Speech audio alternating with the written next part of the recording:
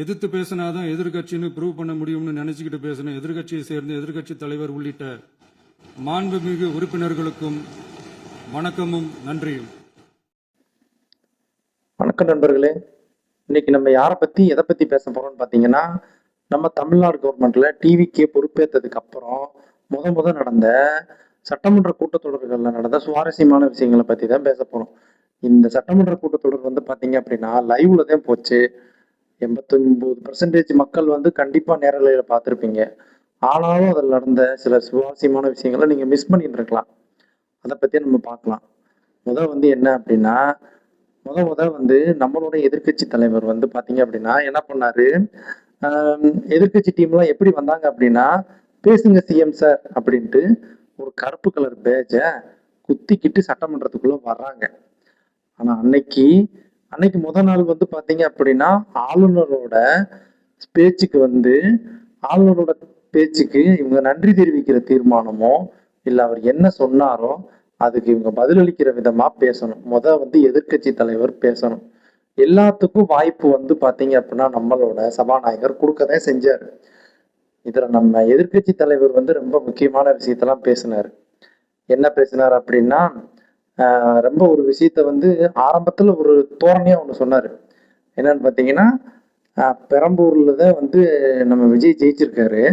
பெரம்பூர் தான் தமிழ்நாட்டிலேயே வந்து முதன்மை மாநிலமா ஆயிருச்சு அப்படின்னு சொல்லி சொன்னாரு. என்னடா திடீர்னு நம்ம எதிர்க்கட்சி தலைவர் வந்து முதலமைச்சரை வந்து இப்படி சொல்றாரு அப்படின்னு பார்த்தா டக்குன்னு அதுல ஒரு ட்விஸ்ட் வைக்கிறாரு. என்னன்னா, பவர் கட்டுல வந்து முதன்மை மாநிலம் ஆயிடுச்சு அப்படின்னு சொல்லி சில பல விஷயங்கள்லாம் சொல்றாரு. அதுக்கப்புறம் அந்த துறை சார்ந்த அமைச்சர்கள்லாம் வந்து பாத்தீங்க அப்படின்னா நிறைய பதில் சொல்லியிருந்தாங்க. அதுல முக்கியமா வந்து பாத்தீங்க அப்படின்னா நம்மளோட மின்சாரத்துறை அமைச்சர் என்ன சொல்லியிருந்தாரு பாத்தீங்கன்னா, எந்த மாதிரி நீங்க என்னென்ன மாதிரி பண்ணீங்க, எதனால பவர் கட்டு வருது அப்படிங்கிறதையும் சொல்லியிருந்தாங்க. அதுக்கு எதிர்கட்சிக்காரங்க என்ன சொல்லியிருந்தாங்க அப்படின்னா, அதை என்னப்பா வந்து பியூஸ் கேரியர்ல புடுங்குறாங்க, அது வந்து பகல்ல புடுங்குறாங்க, ஆனா ராத்திரியில வந்து பவர் கட் ஆகுது. நீங்க இந்த பவர் கட் வந்து நீங்க பவர் கேரியர்ல வந்து பாத்தீங்கன்னா ஏதோ டைமர் செட் பண்ணிருக்கீங்களா அப்படின்னு சொல்லி அவங்க நக்கலா கேட்டாங்க. ஆனா எதிர்கட்சி நிறைய கோல் போடதான் செஞ்சாங்க. இந்த சட்டமன்ற கூட்டத்தொடரில் வந்து நம்ம அதை மறுக்க முடியாது. நிறைய கோல் போட்டாங்க. அந்த கோல் எல்லாம் போய் கரெக்டா பாயிண்ட்ல ஏறிச்சா அப்படின்னு பாத்தீங்க அப்படின்னா, அதுல முக்கியமா வச்சு செஞ்சது வந்து யாரு அப்படின்னா நம்மளோட ராஜ்மோகன் அண்ணன். ராஜ்மோகன் அண்ணன் நாள் பேசுறாரு. அத மறுநாள் வந்து நம்ம எதிர்கட்சி தலைவர் வந்து என்ன சொல்றாரு அப்படின்னா, சட்டமன்ற கூட்டத்தொடர் முடிஞ்சிருச்சுன்னு சொன்னீங்க, ஆனா அப்பவும் ஒரு அமைச்சர் பேசிக்கிட்டே இருக்காரு. அதை நான் வந்து வீட்டுல போய் கேட்டேன், டிவியில பார்த்துதான் நான் தெரிஞ்சுக்கிட்டேன் அப்படின்னாரு. பாருங்க, அது லைவ்ல ஓடுனது. நீங்க சொல்லலாம், புழுகலாம், ஆனா மக்கள் பார்த்துக்கிட்டு தான் இருக்காங்க. இன்னமும் நம்ம கவர்மெண்ட் தான் இருக்குங்கிற மாதிரி ஒரு சுய சிந்தனையில புழுக கூடாது. அதை எல்லாரும் பார்த்துக்கிட்டு தான் இருந்தாங்க. அதனால உங்களோட புழு வந்து எடுபடல. என்னடா இவ்வளவு.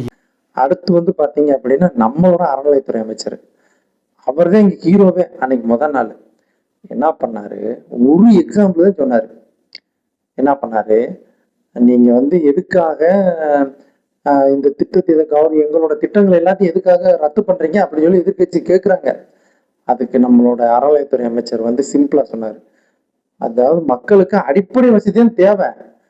அதாவது நிறைய நமக்கு வந்து ஆடம்பரம்லாம் தேவையில்லை அப்படிங்கிறத 500 பேர் வந்த ஒரு மாசத்துக்கே 500 பேர் வர்ற கோவிலுக்கு எதுக்கு மல்டி லெவல் கார் பார்க்கிங் அப்படின்றாரு. அதுக்கு நம்ம ஐயா வந்து நிறைய பேசணும், நான் வந்து பதில் சொல்லணும் அப்படின்ட்டு முன்னாள் அறநிலைத்துறை அமைச்சர் நம்மளோட அலுவலி அமைச்சர் வந்து அவர் எப்பனாலும் அழுதுருவாரு. அதனால அவர் அப்படி பார்த்துக்கலாம், சொல்லிக்கலாம். அவர் வந்து சொல்றாரு, என்ன சொல்றாரு அப்படின்னா, எனக்கு பேச கொடுங்க. அதில் உடனே சபாநாயகர் ஒரு கோல் போட்டார் பார்த்துங்க. ஓ, என்ன சும்மா சாப்பாடு சட்னி இருக்கிட்டு இருக்க, பேசாம உட்காரு அப்படின்ட்டாரு. என்ன செய்யுதுன்னு தெரியல.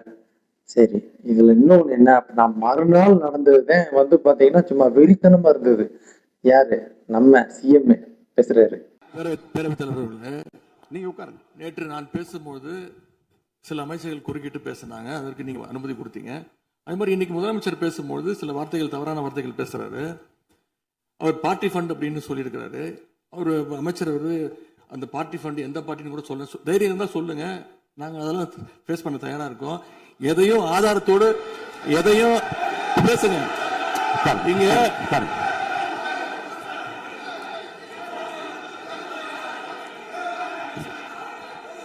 அது மாதிரி பேரவைத் தலைவர் அவர்களே, நேற்று நான் பேசி முடிஞ்சோடனே நீங்க வந்து அவை முடிஞ்சிருச்சுன்னு சொல்லிட்டீங்க. நாங்கெல்லாம் வீட்டுக்கு போயிட்டோம். வீட்டுக்கு போய் டிவி போட்டு பார்த்தா அங்க இன்னொரு அமைச்சர் வந்து இன்னும் பதில் சொல்லிட்டே இருந்திருக்கிறாரு. அதற்கெல்லாம் நாங்க இப்ப என்ன பதில் இது, என்ன மரபு இது? நீங்க இப்ப பேசிக்கிட்டே இருப்பீங்களா? நாங்க அதை பார்த்துக்கிட்டே இருக்கணுமா? அதே மாதிரி இன்னைக்கு முதலமைச்சர் அவர்கள் பேசும்போது நாங்களும் அமைதியா கேட்டுட்டு தான் இருந்தோம். ஆனா சில கருத்துக்கள் அவர் பேசும்போது அதை நாங்க அனுமதிக்க முடியாது. ஆதாரத்தோடு ஏதாவது பேசணும்னா, குற்றச்சாட்டுகள் சொல்லும் போது ஆதாரத்தோடு சொன்னீங்கன்னா அதை நாங்க வந்து ப்ரூவ் பண்றதுக்கு தயாராக இருக்கு. மாண்புமிகு உறுப்பினர் அவர்கள் இருங்க. நேற்று மாண்புமிகு எதிர்க்கட்சி தலைவர்கள் பேசியதும் மாண்புமிகு பொதுப்பணித் தலைவர்கள் பேசியதும் ஆதாரம் இல்லாமல் பேசக்கூடாது என்று நான் சொன்னேன். ஆய்வு செய்து நீக்கப்பட வேண்டியது நீக்கும் என்று சொன்னேன். இப்போது மாண்புமிகு முதல்வர் அவர்கள் பேசி முடிக்கட்டும். நீங்கள் கூறிய கருத்துப்படி அதில் ஆதாரங்கள் இல்லாத குறிப்பாக இருந்தால் அதை நீக்குவதற்குரிய உரிமை எனக்கு இருக்கிறது. ஆய்வு செய்து நான் நடவடிக்கை எடுப்பேன். இப்போது மாண்புமிகு முதலமைச்சர் அவர்கள் பேசலாம். இந்த டாஸ்மாக் மாதிரியே பல டிபார்ட்மெண்ட்லயும் மறுபடியும் சொல்றேன், கட்சி நிதின்ற பேர்ல அடிச்ச கொள்ளைய ஒண்ணு ஒண்ணா கவர்மெண்டோட கஜானாக்குள்ளேயே கொண்டு சேர்த்துக்கிட்டே இருக்கிறாங்க. இப்பவும் சொல்றேன், மக்கள் பணத்துல இருந்து ஒரு பைசா கூட தொடமாட்டோம், தொடவும் விடமாட்டோம், தொட்டா விடமாட்டோம், இதுக்கு முன்னாடி தொட்டவங்களையும் விடமாட்டோம்.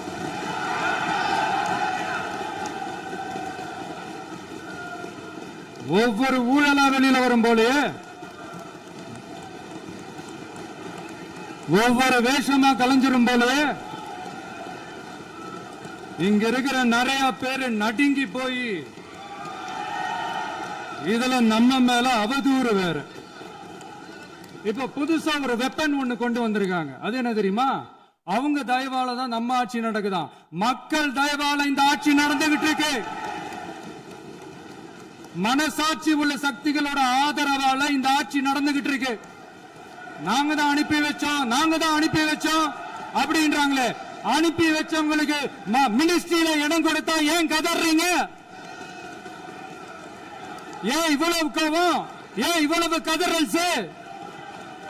இதுல இன்னொரு முக்கியமான விஷயம், மார்க்சிஸ்ட் கம்யூனிஸ்ட் கட்சி நமக்கு ஆதரவு கொடுத்தது சுயேட்சையா எடுத்த முடிவுன்னு சொல்றாங்க. அதே மாதிரி இந்திய கம்யூனிஸ்ட் கட்சி நமக்கு ஆதரவு கொடுத்தது சுயேட்சையா எடுத்த முடிவுன்னு சொல்றாங்க. இதுல எங்க இருந்து நாங்க தான் அனுப்பி வச்சோம்னா புரியலையே. மக்களுக்கு நல்லா புரியும், எல்லாத்தையும் தெளிவா பார்த்துக்கிட்டு இருக்கிறாங்க. எப்படி பெருக்கி விட்டாப்ல வாய்ப்பே இல்லை. அந்த அளவுக்கான ஒரு ஸ்பீச் மிரண்டுட்டாங்க.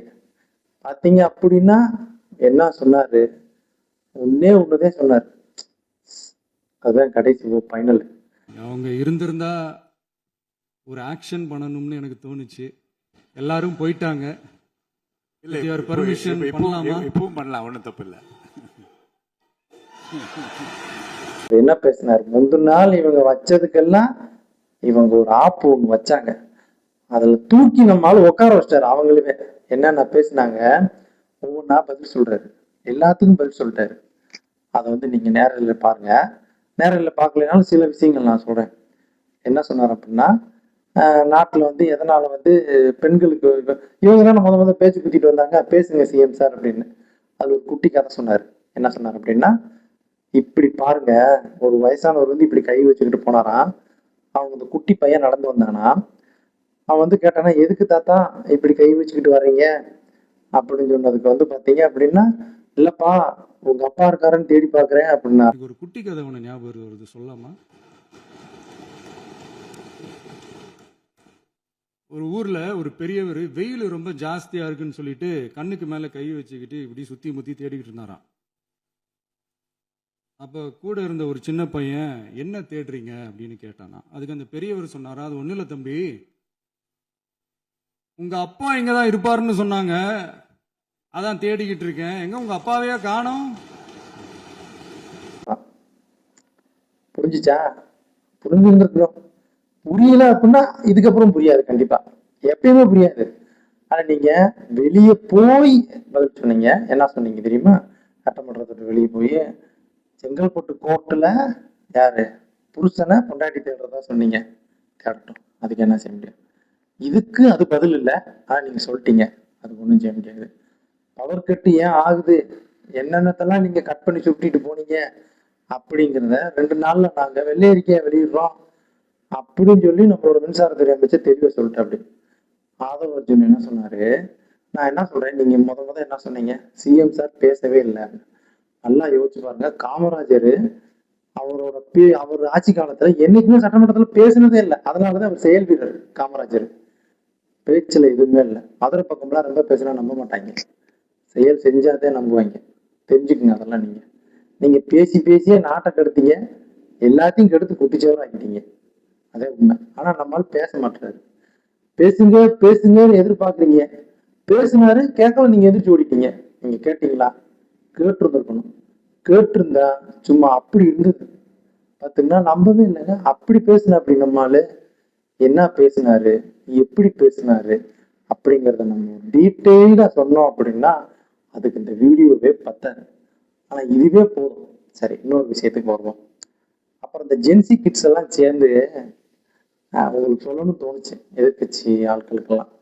ஜென்சி கிட்ஸ் எல்லாம் உங்களோட டீம் எல்லாம் சேர்ந்து ஒரு போராட்டம் நடத்துறீங்க. அப்புறம் நிறைய பேர் ஆக்டிங்லாம் பண்றாங்க. நான் என்ன சொல்றேன், அவங்க கண்டிப்பா உங்க கட்சியை வளர்க்க மாட்டாங்க, கவுத்துருவாங்க. உண்மை. அவங்கள பார்த்தா எனக்கு அப்படிதான் தெரியுது. புழுகுறாங்க. இந்த ஒரு அம்மாவை கூடியே ஸ்கூட்டர் எடுத்துறாங்க, தோத்தோ நாய்க்குட்டிய.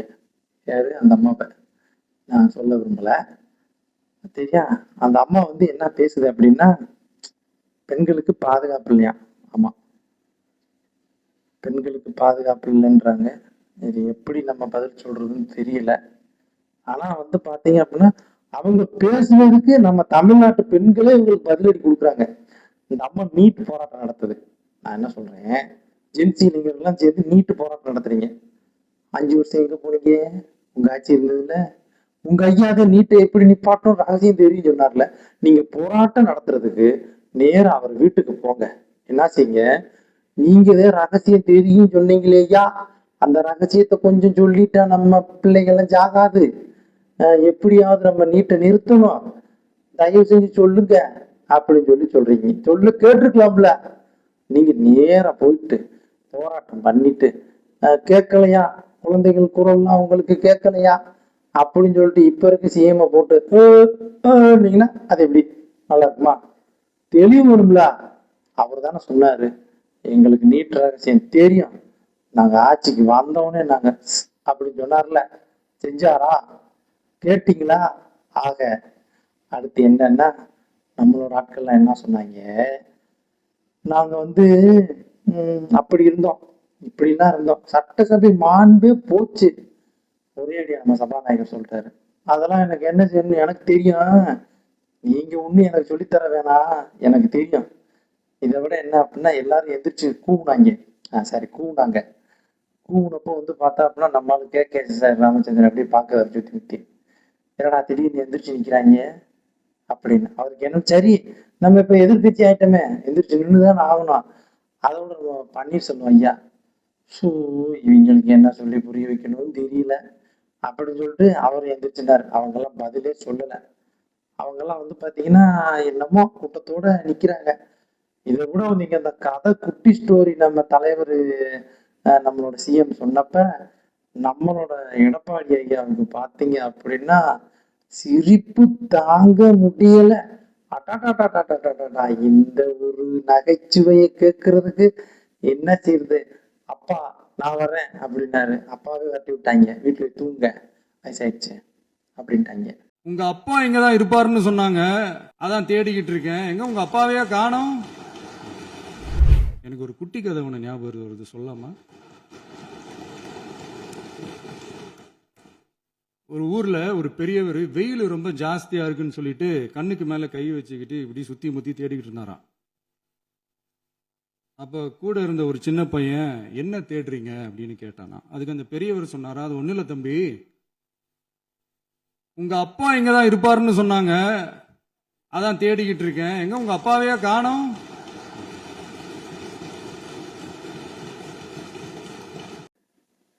இப்படியான சட்டசபை வந்து இன்னைக்கு நடந்து முடிஞ்சிருக்கு.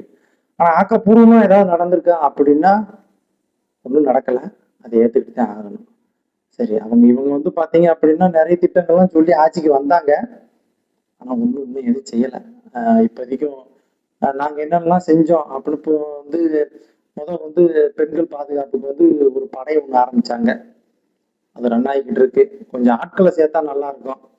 2வது வந்து பாத்தீங்க அப்படின்னா தாலிக்கு தங்கம் திடீர்னு ரூமரை கிளப்பி விட்டாங்க. அவர் பிறந்த நாள் அன்னைக்கு வந்து பிறந்த பிள்ளைகளுக்குலாம் வந்து தங்கம் கொடுக்குறாங்க. இன்னையில இருந்து வந்து எல்லாருக்கும் தங்கம் கிடைக்கும் அப்படின்ட்டாங்க.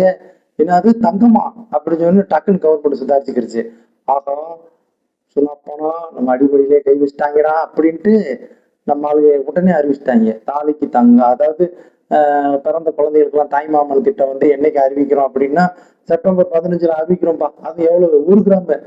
1 கிராம். நான் கூட 1 பவுன் நினைச்சேன். 1 கிராமா? அட பாவிகளா! சரி, இப்ப இருக்க பொருளாதாரத்துக்கு 1 கிராமுங்கிறது எவ்வளவு? 15,000.